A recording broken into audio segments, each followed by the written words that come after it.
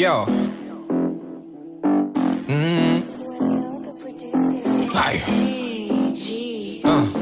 Hard breathing through kid on this madness, yo. Nairobi, are you ready for this? I don't think so.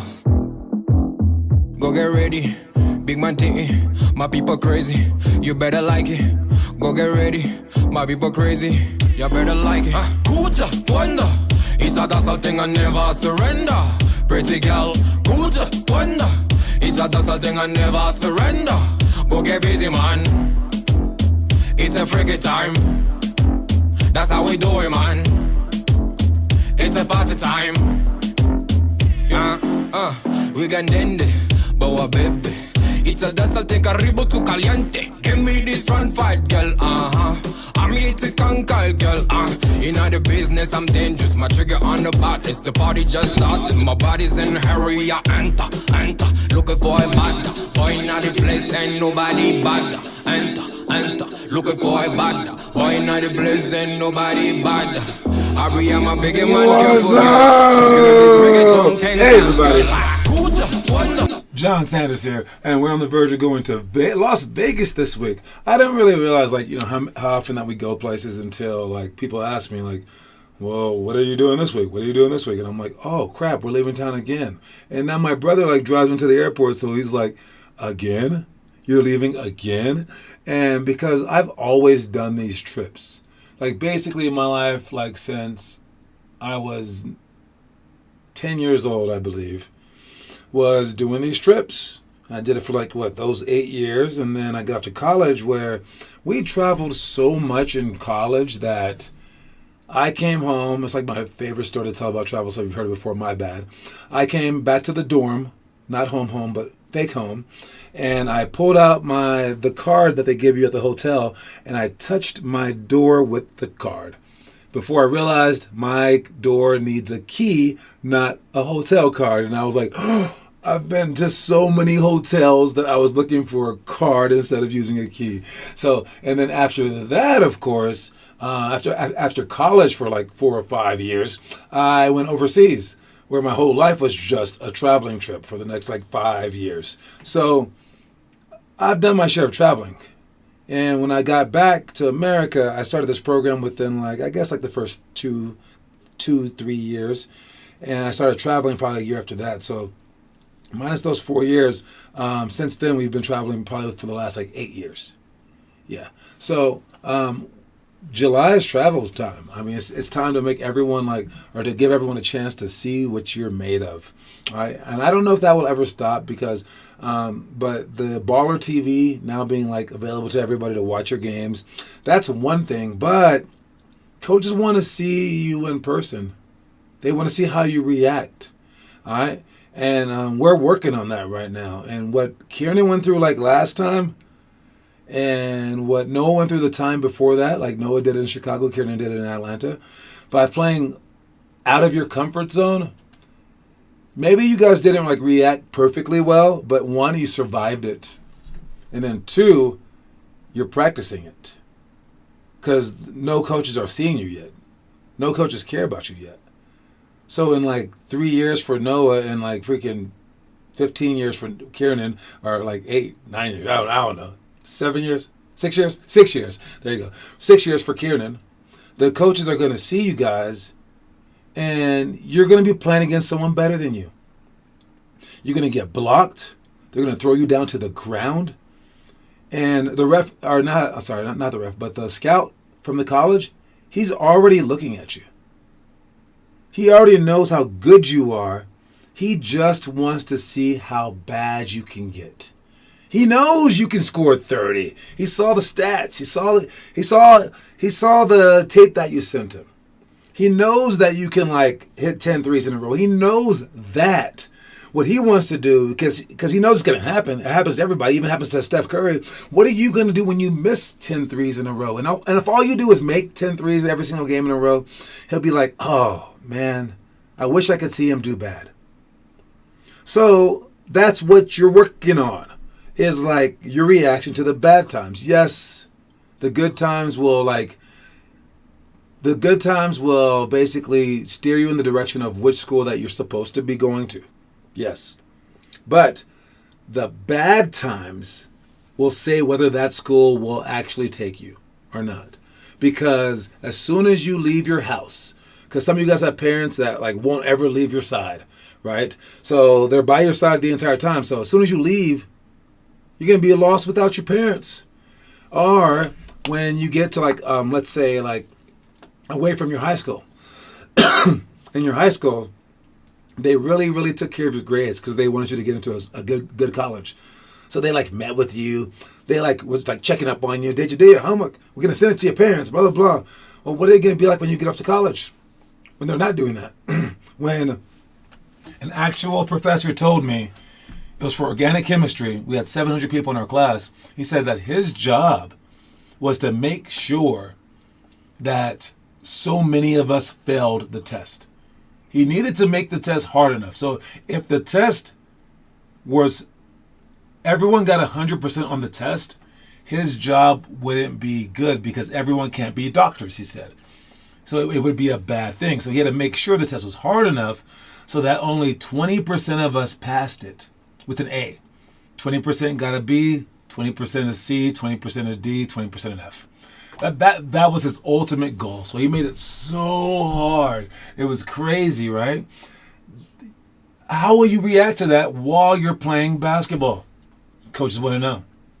And if the referee calls 5 straight bad calls on you and you snap on that referee, or you put your head down and quit, or you've missed 3 straight shots, you put your head down, or someone pushes you down and you don't get back up, they're going to say, yeah, that kid that we liked, we don't like him anymore. So we need to see how you react to the good times. We need to see how you react to the bad times, and that's why we go on these trips. So hopefully you guys got it. We started our text threads. I finally split them into Android and iPhones. All right. So the text threads are now 2 different text threads. I'll try to keep both of them updated, but anything that you guys say to each other won't be really seen in the other text thread. But if you guys say anything of worth, I suppose I'll pass it over to the other one. This little Android iPhone war is it's finally gone too far, guys. Jeez, someone needs to fix this thing. I don't know who it's going to be, but it's not going to be me because I don't know anything about that. But hopefully you guys have been receiving the messages. If you have not, please let me know in an individual message, and I will try to figure it out. I'm pretty sure all the iPhone people are good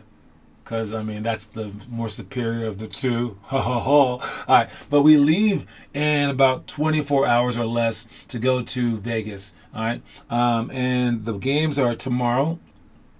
Wait, today's Wednesday. Yeah, the games are in 24 hours, dude. We play in a different state in 24 hours. You guys are about to see some big time traveling right now. And then we play again on Friday, 2 games on Friday. And then depending on that game, we will play on Saturday at some point in time. If we keep winning, then we keep playing. And we can make the championship, or we can just lose that first game. But also, I put a slam ball game on there that we can go to Saturday night. I put a water park we can go to Sunday morning. So we have a lot of stuff ahead. So it should be very, very exciting. Let's start with the quote of the day. Quote of the day today is, thank your greatest supporters. All right? I get a lot of parents calling me up, and I don't know, like, there have been some bad parents that have been like, can you just tell my son to stop trying?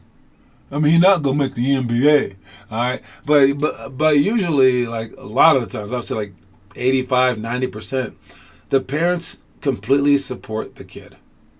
I mean, like completely. And if you're looking for another supporter, you got me. But I kind of support you for personal reasons. I just want to produce NBA players. So anyone trying hard, I'm like, let's keep going, because you never know.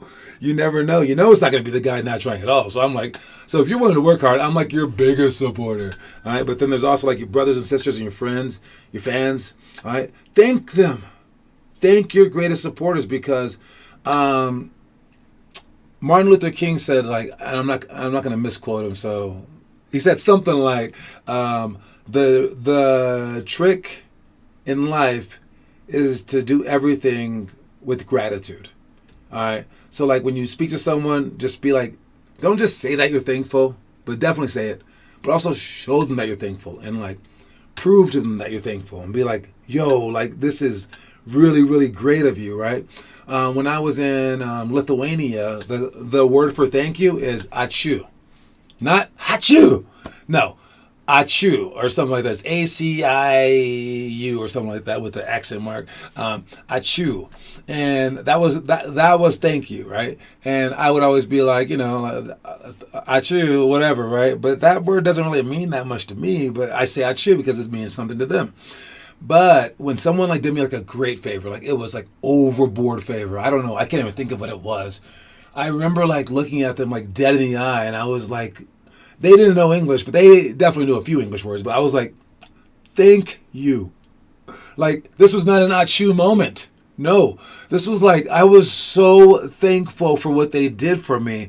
And you gotta do that. Don't just be like achuing people, okay? Don't just say thank you just to say thank you. All right? Show them. Thank you. Like, dude, like this is something, especially if it's something great. And everything can be great. And the more that you thank people, the more they're going to want to do for you. All right. So if you want everyone in the world doing stuff for you, just be very thankful, and they will keep handing you favor after favor after favor. You don't need to give them money, nothing like that. Just say thank you and be thankful. Those are the two things. So thank your greatest supporters, because you're going to need them. All right, you will have ups and downs throughout life. And if you have supporters there, that's exactly what they're going to do. They're going to keep you up during the hard times. So that is the quote of the day. Thank your greatest supporters. Moving on to the itinerary. What's up, Kieran and Declan Louth? I see you, Caleb. Hi. All right. What's up, guys? We got elementary school. That's the future stuff. We got free throws. 10 in a row under 5 minutes, 15-second sprints times 4, pounds, drives, pull-ups, box jumps, and split jumps to shots. Stuff in the past. We got one-on-one hurdles for losers, king's drill, chair duo, extended monoginobili layup, athletic finish, and ladder to sidestep series. Tonight, on the verge of going to Vegas, we got fake behind the back, 3-decision drill, Reddick chase drill, ankle breaker crossover, and penetrate and fill drill, and sprint dribble cone touch. All right, through all these drills, let's make sure that we do them. So for the fake behind the back one, you come in and you dribble fake with your eyes in the ball, bring it back together up here and score. All right, it's a very small little tidbit, but if you've noticed, I have several of these things. That coordinate, and I do that for a reason. All right, the reason that I do this is because getting the ball and your hand and your foot on the same page, I believe, coordinates the entire body. So if you can hit at the same time, you're not traveling, you're on balance, you're strong because your limbs are on the ground at the right possible time. All right. And then we add the fake behind the back, because that too is coordination between your hand and your eyes. And then you start linking up different limbs, and what I believe that does, again, don't swear by it, all right? But what I believe that does is it increases your overall coordination, so that your limbs are on the same page, right? Your eyes, your chin, but your hands and your feet mostly, right? Your arms and your legs, they're all on the same page, and they're all doing the same thing. Because when I see like bad players or uncoordinated players, it's like the flailing of the arms, like when you're off balance, and one part of the body going one way while the other part's trying to go the other way will either make you slower or it'll make you fall, right? So the more that your limbs are going in the same direction at the same time, at the same pace, the better that your moves will be, the more efficient that you'll be. So that's why I like doing these drills. Even if you never do a fake behind the back dribble, you're more coordinating your limbs at the same like fluid pace. And for the second one, we got the 3-decision drill. All right, that's just recognizing if someone's open or not. Again, the defense will either stop on the first spot, follow to the second spot, or follow to the third spot. As they follow you, the top guy needs to figure out whether it's a backdoor layup, or just a pass to the wing, or he dribbles out for his shot. All right, we've already talked about this, but also defense, make sure that your hands in the pass list, that you can properly play defense. And I would also add the guy cutting. Get underneath the basket. All right. Played in a game last night with the adult league, and we had Connor play with us. And how many times we had to tell Connor to move and to like go underneath the basket? It was a lot. And even when like he started on the block, he wouldn't go underneath the basket. There's more room and space if you go underneath the basket, because if you're just on the elbow and they screen down for you, you only have so much space to get open. Does that make sense? Does that make any sense at all? If it doesn't make sense, let me pull up my strategery board. All right. So, look. So when you're here, we'll make it these guys right here. All right. So if you're trying to get open, and you're like number 5 right here, and we'll take number 1 can have the ball, and actually we'll make 5 the screener downer. Okay. And then we'll make number 2 trying to get open. All these guys are gonna be guarding you like this. Okay. Now, if he just screens down for you like this, and he follows him, this guy's following you. This guy's trying to fight through him. Hopefully he gives him space. But as he comes out, will you get open like right here? Well, no, because that guy's right there. So you're gonna get open like probably like out here, but even that's too close because this guy can still steal it. So you're probably gonna catch the ball at the 3-point line.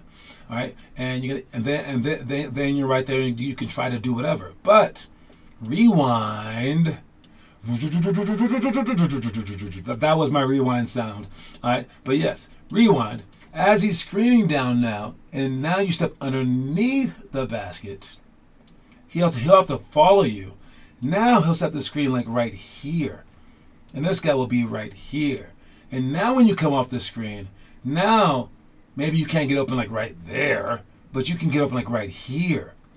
And this is a much more potent spot to get open. And if you do actually want the 3, now he got screen right there. He has further to go to get you. Rather than you trying to be at the half court line trying to shoot a deep 3, now you can shoot a real 3 with him further away from you. So all that was done by stepping underneath the basket. All right, we are in Utah. You're in Utah. Man, you're all over the place. Kieran's traveling more than we are, man. That's crazy. All right, but yes, so that's what you're doing. Is there anything to do in Utah? You can see the Salt Lakes. It actually looks like a whole bunch of like it looks like God dropped a salt shaker and it just landed everywhere. I don't know if that's really where they get salt, what it is. If we can just like bring our eggs there and hopefully have enough pepper lakes. But yeah, it's weird. And then beyond that, I guess like the Mormon temples. Not much to see in Utah, but yes. All right, so that's why you want to step underneath the basket. So when you guys are doing these drills, step underneath the basket, but when you're in the game, do the same thing. All right, so that's what the 3 decision drill is. For the Reddick chase drill, we're just gonna sprint for a handoff, shoot a jump shot with someone chasing us. All right, and then for the next drill, it's ankle breaker crossover. Again, you go with the cross, tap, extend, and cross them up. Alright, now, put the ball right here, tap, step your toe to the line and drop the ball. Now, roll the ball and you're going to step your heel to the line outside, like that. Rewind again, a little faster this time. We go 1, 2, 3. Have your hand waiting for the ball. This is another one where you can see that all the limbs are trying to match up. If you look at the kids behind me, they're going at different paces. Like they'll step and then the ball drops. You want to do everything at the same exact pace. Oh, driving through Utah. That adds up.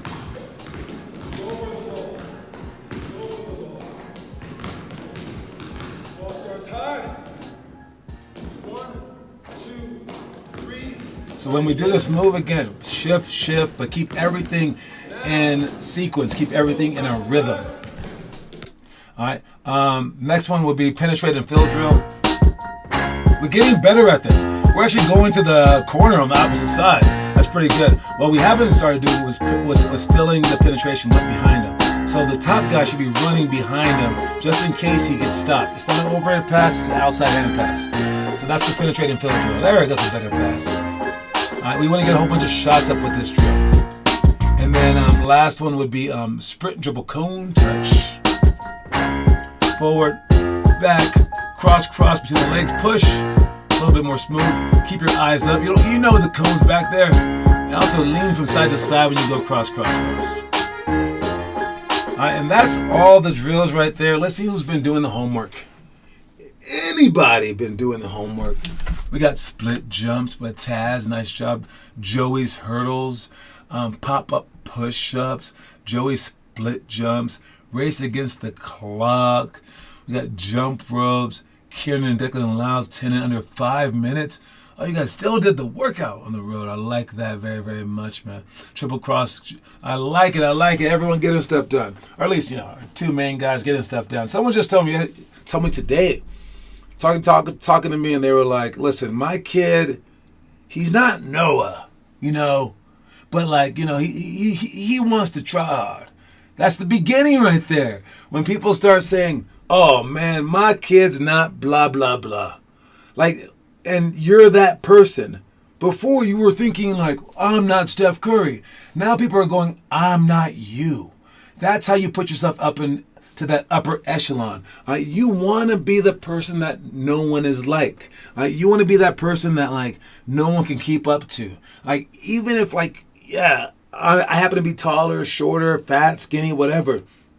Work ethic wise, you can't do what I can do because nothing else matters. I mean, like you can make yourself stronger and faster, but you can't really make yourself taller. Or you can't like change your genetics, right? So we're all given certain things, so that kind of doesn't matter because whatever you were given is just that's what you were given. You didn't deserve that, right? But your work ethic, that's what you gave yourself. And so many people out there, they don't bring a work ethic to the table, and you're better than they are, period. They have no excuse for that one. They're not like, well, mama didn't give me a good work ethic. Papa, he left me at the age of 5, took work ethic with him. No, it's not like that. All right? Work ethic is just like whatever you decide to do. So these guys have decided not to, and you decided to do, and now they want to be like you, but obviously they can't because they're just not doing it. All right? There's no excuse. You can work. All right? You can work. You can always work. Anyways, let's check out the story of the day. I hope it's about work ethic. I have no clue what it's about. Let's watch it. The more difficult the victory, the greater the happiness in winning.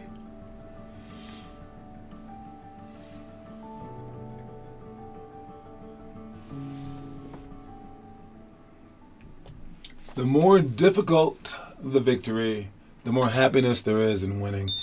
Man, yeah, I'll say that's definitely true. Because if they just give you the win, it's whatever. I was wondering, I was like working on the perfect league and the perfect like tournaments, and a large part of it was just to solve everyone's issues.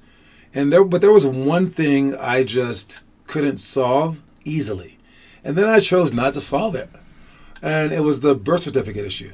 I was gonna have each team upload a birth certificate, take pictures of the kids, right? Because you don't know if that's that kid's name, and then like people would have to submit arguments because you can't be at every game. Maybe they take a picture of the kid, right? It was so complicated. I was like, wait a minute, time out. Who cares? At any point in time, if your 10th grade son wants to play in the 4th grade, I'm going to just let him. I don't know. Okay, it can't be that egregious, but like, whatever. Year down, 2 years down. Yeah, but you're a loser. But the team that you played against, they should thank you. All right? And if we find out that you did it, yeah, I guess, yeah, we'll take away the win. But who cares? All that matters is if you get better, right? And it actually helps you improve better if they're older. So, like, man, it just doesn't matter. All right? What's up, Taz? Way late to the scene. All right? But, yes, I just don't care about the birth certificates now. I'm like, do whatever you want. I mean, thanks for making us better. So, if you do have a victory, and it could be like, it doesn't have to be a we won victory. Just a I won victory is okay. Or like, we came closer. We did our best victory. The greater the challenge, the more happiness there is to receive. So continue to go, and if you have like insurmountable odds in front of you, that's a good thing. That's a good thing because now when you get your victory, whatever it may be, it's going to be that much better, okay? My shoes broke, had to get another pair. Don't just break your shoes to trick your parents and then buying you new pairs of shoes. That's the oldest trick in the book, man. All right, let's check our movie. Dang, that's tough. So tough is the new word, I'm guessing, because Connor starts using it now. You guys are using it. All right. Yo, that's tough. Wait, but they're using tough in a positive. You just use it in a negative.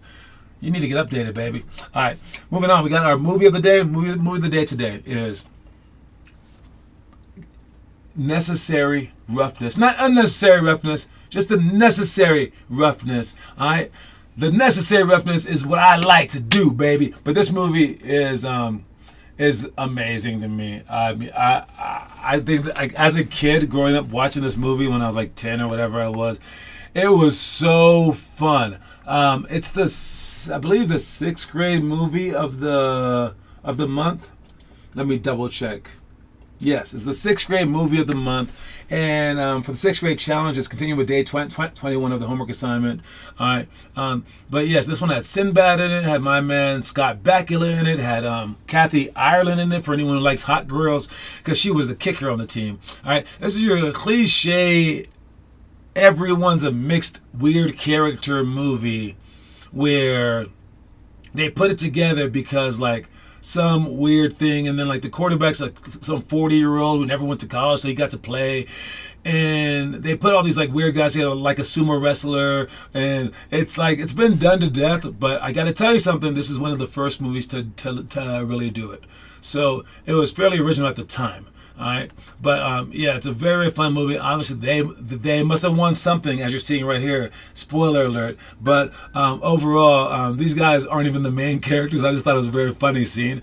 All right, but watch this movie. I would give it 43 stars out of 50. All right. Now, is it called unnecessary roughness or necessary roughness? Yeah, it's called necessary roughness.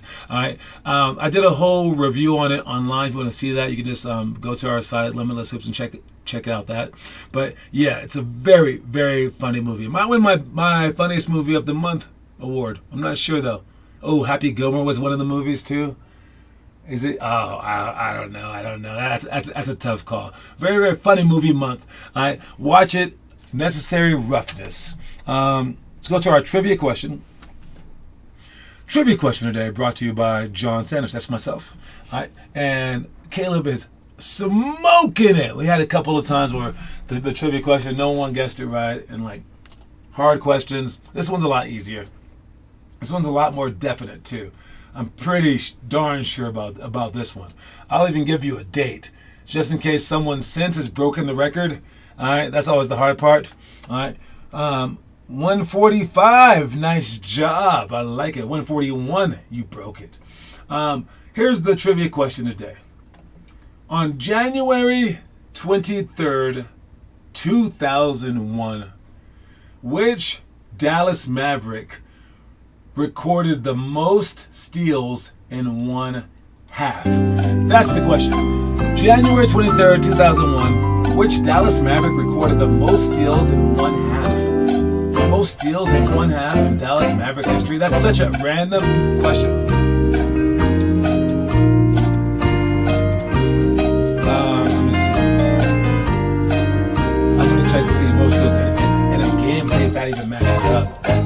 This is in one half. In one half. Jason Kidd, that is a great guess. Oh, I see it. Oh, he also had the most steals in a game as well. That's the answer. The answer is Michael Finley. But second place, Dirk Nowitzki got 9 in a game. Lafayette Lever got 9 in a game.